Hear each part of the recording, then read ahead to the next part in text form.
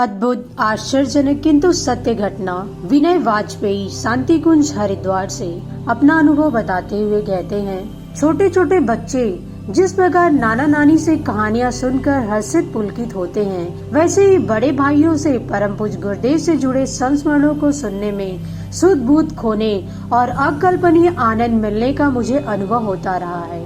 इसी कारण जब कभी अवसर मिलता है तो आदरणीय डॉक्टर दत्ता जी के पास पहुंच जाता हूं। छोटे बच्चों जैसे उन्हें गुरु जी के संस्मरण सुनाने का आग्रह निवेदन करता रहता हूं। डॉक्टर दत्ता जी की विशेषता है कि पूज्यवर के साथ घटी एक एक घटना बातचीत उन्हें हूबहू याद है। गुरु जी से जुड़ी कथा कहानियों का अंबार है। जो बात सुनाने जा रहा हूँ वह 19 जुलाई 2014 की है।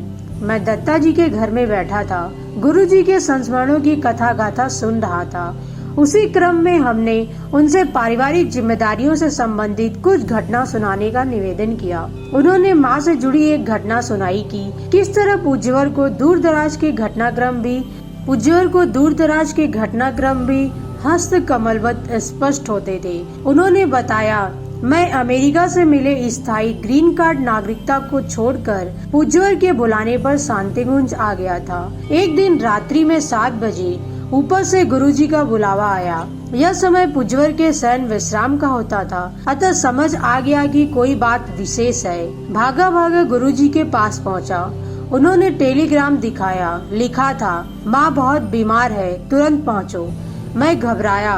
पूज्यवर ने कहा, अमल कोई चिंता की बात नहीं है, वे गिर पड़ी हैं, हल्की चोट ही है, पर वो थोड़े में घबरा जाती हैं।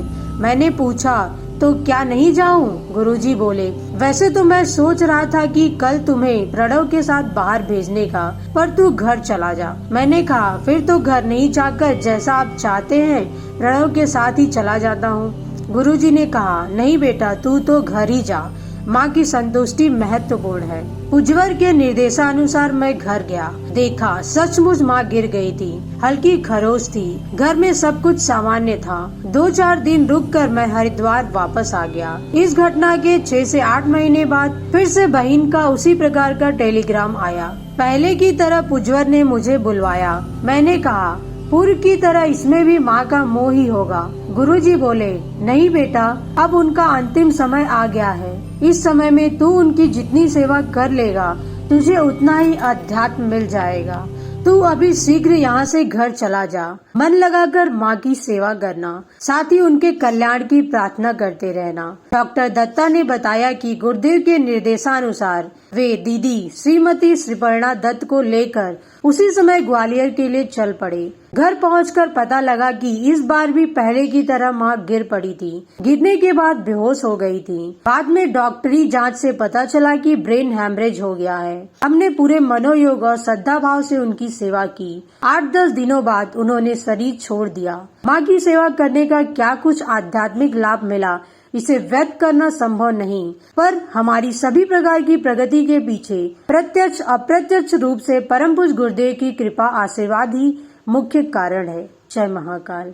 ऐसे हमारे परम पूज्य गुरुदेव दूरदृष्टा, जो एक ही जगह बैठे विश्व की सभी घटनाक्रम के बारे में जान जाते और उसके समाधान के लिए आगे बढ़ते हैं। जय महाकाल। ऐसे ही अन्य अनुभूतियों को सुनने के लिए चैनल को सब्सक्राइब जरूर करें, वीडियो को लाइक और शेयर करें। धन्यवाद।